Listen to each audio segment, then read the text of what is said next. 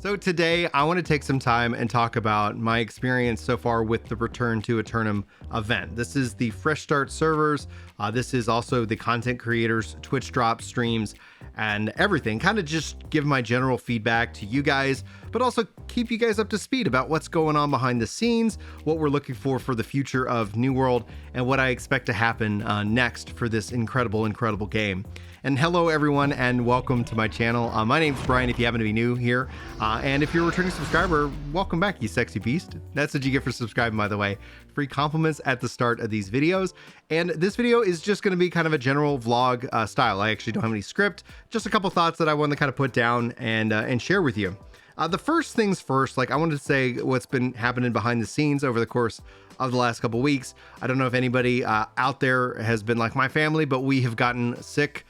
There's been some kind of nasty flu running around, and I've ended up spending a lot of time taking care of the wife and kids, had to cancel a couple of the game nights.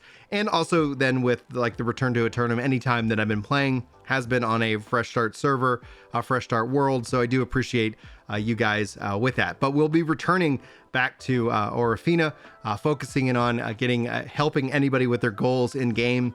And just generally having a good time. So hopefully you can join us Friday.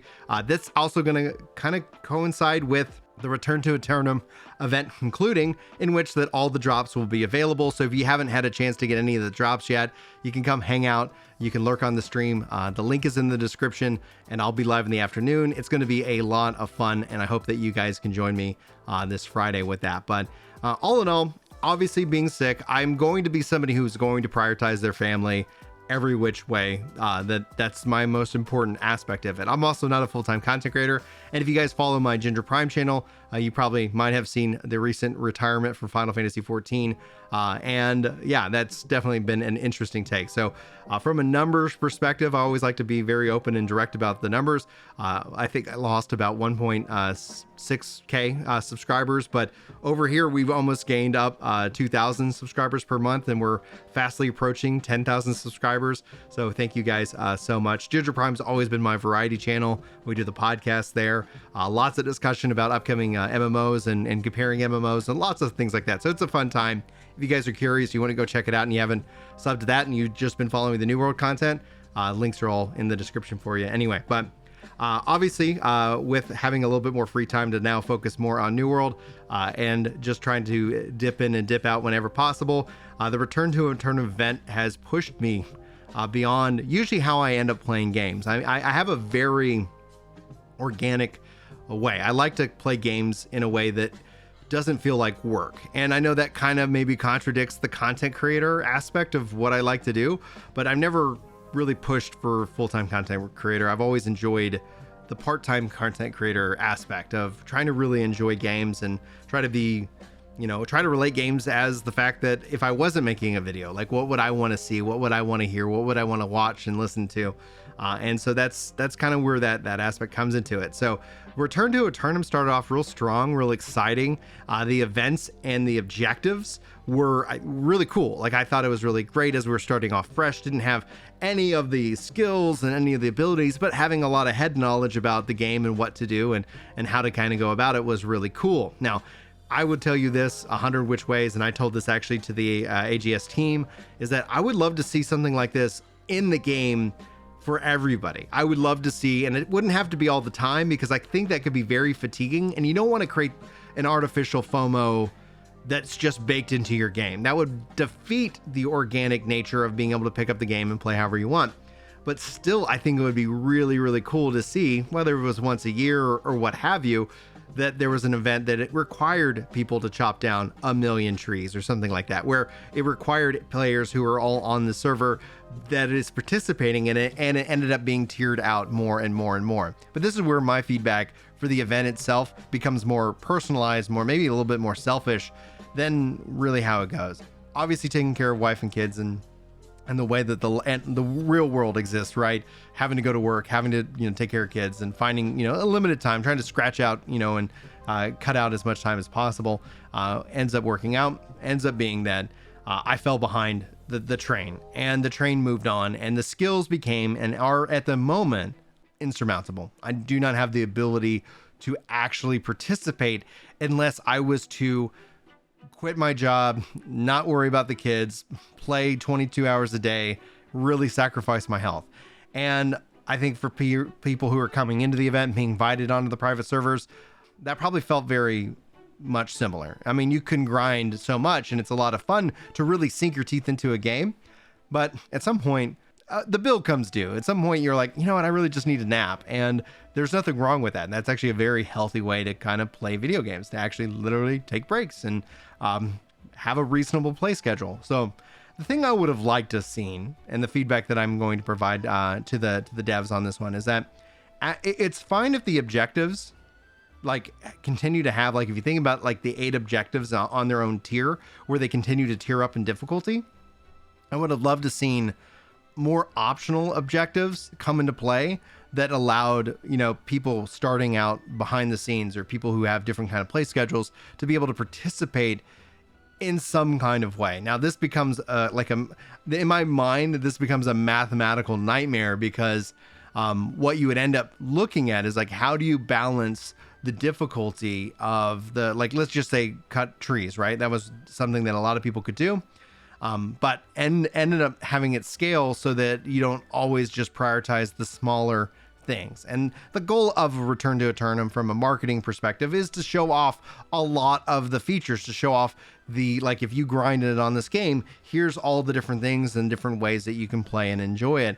And so I think at its core, that would have been something that I would have personally liked to seen, where it would have some additional objectives so that like you would have always kind of 8 ones, but then the easier objectives, like when it comes down to, again, we'll just use cutting trees as an example, that it would grow exponentially, so that every new tier you still had some of these things that you could do, but they just increased overall. So if people feel like they could participate, it's kind of a damned if you do, damned if you don't situation here, because at its core, I get the marketing aspect, but I can tell you that as somebody who is not a full-time streamer, that became a big meaty challenge. But a lot of the teams were able to keep up. A lot of the people were making all kinds of progress. It was really great to see all the streams and all the talk and all the chatter and all the excitement when you start looking at the numbers just behind what this event means. Clearly this was a very, very successful marketing event, so they do not need to take this feedback and actually apply it. But if they did bring something to the game itself,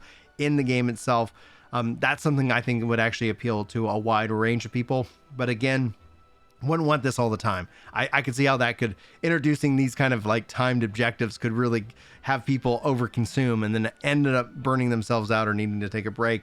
But it's still something fun. It felt very connected. It felt like we were all working towards the a common goal. And even if you're only chipping away, only able to catch, like I was able to catch several different fish and get all the different like tender fish fillets, and was able to participate in some of that. So I was able to count actually for a decent percentage of the overall goal.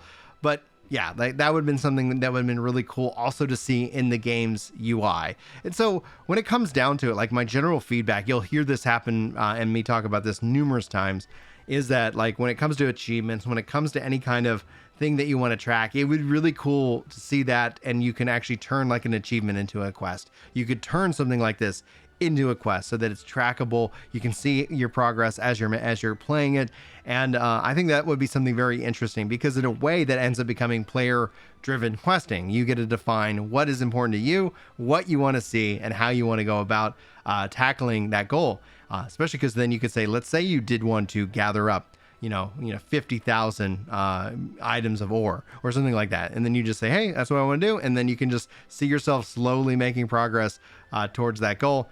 I don't know. I kind of like that. I'd love to know what you guys think about it overall. But anyway, congrats to the community and to the team and to all the streamers and to everybody who is participating in the Return to Aeternum event. Hopefully you guys have been enjoying it. From the comments alone, seeing people really enjoying the game again, really excited for its future. I think would be a natural time to kind of shift into talk about what is next for the game. And I think essentially with Friday being the conclusion, I don't know if they're going to drop any news on Friday. Friday is not necessarily your big news day. People go into the weekend, they got plans, you get excited, but then things kind of dip down. But I would look to think next week that will go before they go into the Thanksgiving break. You could also maybe consider them wait a week and go in before they go into December. So anything's possible, but you kind of think next week's going to be a short week anyway. Then when you come back from Thanksgiving, it's also going to be a short week before we get into December. So I would expect maybe we'll see a dev update. And hopefully my hope is that we get a 2023 roadmap. We already know what's coming in December. I've been playing around with the leaderboards. I put in my feedback on the leaderboards. I think the leaderboards are going to be a really great way for me to kind of be excited. And that plays right into what I was just talking about with achievement tracking, to be able to track leaderboards on my UI so I can see exactly where I'm at. That would be really cool. That'd be kind of fun. UI element overall. But when it comes down to it, as we get into 2023, I think if they're able to present their vision for year 2, that's the perfect time to do it. Right after Return to Aeternum, everybody's kind of like, hey, we've done this thing. Hey, we're on the cusp of December. What is next year going to how's it going to unfold? They've already given us hints. They've already talked about the features. So I don't know if there's like, and honestly, I'd still hope that as a part of 2023, there's still surprises they haven't fully shared with us.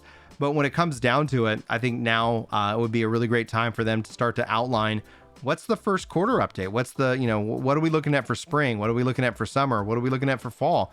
And if that's what they ultimately want to do, where they kind of just put out the roadmap like they did last year, I think that this would be the real excellent time for them to do so. Anyway, guys, that's what I'm kind of expecting as we get into the end of November and the start of December, as we get ready to see the next round of updates for the game itself that are going to be, it feels like, more focused on quality of life and other adjustments within. The content really is the leaderboards, personally speaking. So I think it sets us up for a really strong winter and then going into the spring for New World. But anyway, guys, those are my thoughts. That's the video I wanted to make for you guys today. Hopefully you have enjoyed it. Hopefully I will see you in my next video. But until then, take care.